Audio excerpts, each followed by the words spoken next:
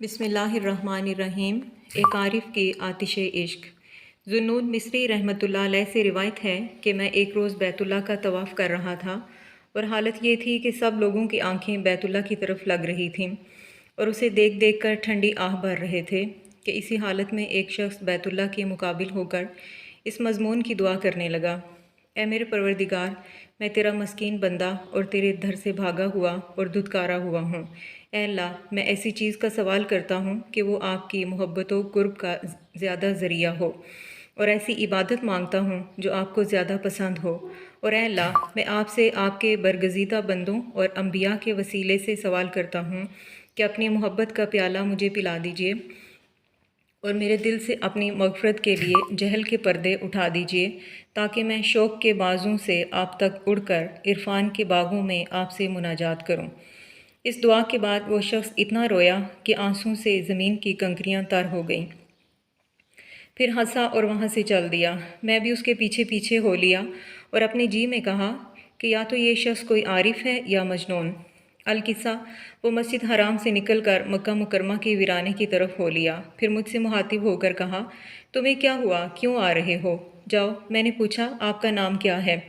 کہا: عبداللہ۔ میں نے پوچھا: کس کے بیٹے ہو؟ کہا: عبداللہ کا۔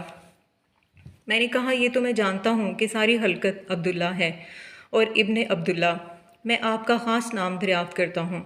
کہا: میرے باپ نے میرا نام سعدون رکھا ہے۔ میں نے کہا: جو مجنون کے نام سے مشہور ہے؟ کہا: ہاں، وہی۔ میں نے پوچھا: وہ لوگ کون ہیں جن کے وسیلے سے تم نے اللہ تعالیٰ سے دعا کی ہے؟ فرمایا کہ وہ اپنے اللہ کی طرف ایسے چلتے ہیں جیسے وہ چلتا ہے، اور وہ خدا کی محبت کو نصب العین کیے ہوئے اور لوگوں اور تمام دنیا کی چیزوں سے ایسے الگ ہوئے ہیں کہ جیسے کسی کے دل میں آگ لگی ہوئی ہو۔ ایک دیوانے کی بات۔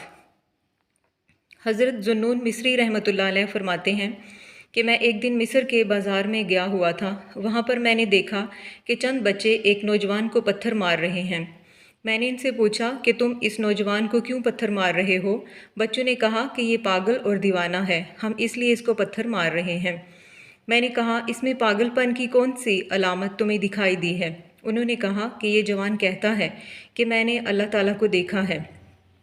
فرماتے ہیں کہ میں اس نوجوان کے پاس گیا اور اس سے پوچھا کہ اے جوان، کیا تم نے یہ کہا ہے کہ میں نے اللہ تعالیٰ کو دیکھا ہے، یا یہ لوگ بلا وجہ تم پر الزام لگا رہے ہیں؟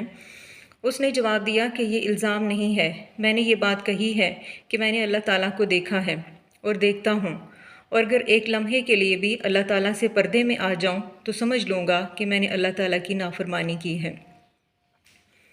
مچھلیوں کے موتی لانے کی کرامت۔ حضرت ذوالنون مصری رحمۃ اللہ علیہ ایک مرتبہ کشتی پر سوار کہیں جا رہے تھے۔ کشتی کے مسافروں کو حضرت سے تعارف نہ تھا۔ اس کشتی میں ایک سوداگر بھی تھا۔ اتفاقاً اس کا ایک موتی گم ہو گیا۔ اس نے غلط فہمی سے حضرت ذوالنون پر یہ الزام لگا دیا کہ موتی انہوں نے لیا ہے۔ حضرت نے فرمایا کہ حاشا کلا، موتی میں نے نہیں لیا۔ وہ سوداگر کہنے لگا کہ موتی آپ ہی نے لیا ہے، اور گستاخی سے پیش آنے لگا۔ حضرت ذوالنون نے اس وقت آسمان کی طرف منہ کر کے عرض کیا: الہی، تو جانتا ہے کہ میں اس الزام سے بری ہوں۔ یہ کہنا ہی تھا کہ ہزاروں مچھلیاں دریا سے اپنے اپنے منہ میں ایک ایک موتی لے کر نکل آئیں۔ آپ نے ان میں سے ایک موتی لے کر اس سوداگر کو دے دیا۔ کشتی کے لوگوں نے حضرت کی جب یہ شان اور کرامت دیکھی تو سب آپ کے قدموں پر گر پڑے اور معافی چاہنے لگے۔ نون مچھلی کو کہتے ہیں۔ آپ کی اسی کرامت کی وجہ سے آپ کا نام ذوالنون مشہور ہو گیا۔